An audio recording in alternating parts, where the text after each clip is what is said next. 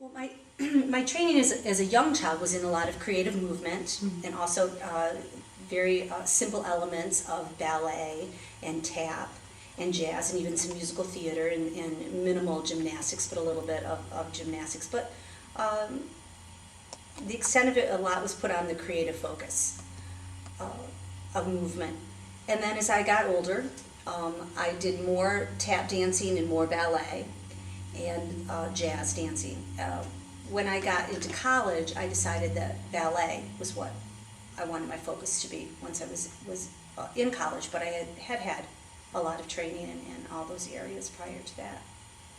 At a local studio, a small studio, but with a woman who was, I would say, very progressive in dance education for children at the time. I went to college at Western Michigan University, got my Bachelor's of Fine Arts there. I also have a special studies in ballet, is primarily in the Russian style of ballet. I also have a minor in musical theater and jazz. But my primary focus in college was ballet, but I was in the modern company there, and so I did study modern. And I started choreographing musicals while I was still in high school. I recognized how important it was to be a teacher as well. And I believe I probably wanted to be a dance educator earlier than most dance students did. I began student teaching at a young age and showing an interest for choreography and for teaching at a young age. Trained with when I was a young girl. Maxine Weaver was hugely influential, especially in regards to how to teach children.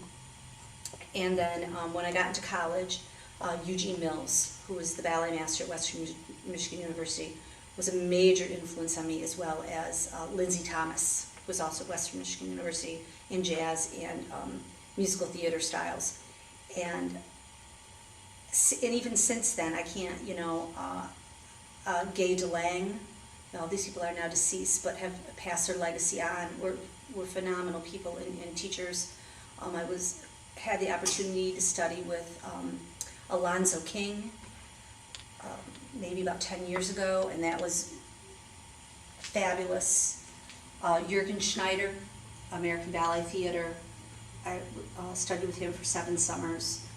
There's just no way that I could say that there's been one person that's been the most influential. They've all influenced me in significant ways, and I'm proud to celebrate them when I teach. Mm-hmm. There are times in class where I can feel that I'm channeling all of them, and it's one of the things I really love about teaching, is bringing to my students now what my teachers gave to me. I go on to do my master's and possibly teach in a university. I knew I wanted to be an educator, but it was an opportunity to start a program in dance in a public institution where dance had not ever been, and that was very intriguing to me, and it felt very pioneering. And Livonia was very progressive with their arts program at the time, and very supportive, and it honestly in some ways kind of fell into my lap. And I went through the interview process, and I had great support from the faculty at Western Michigan University. And I just started doing it and loved it more and more all the time, and recognized the importance of having dance in public education.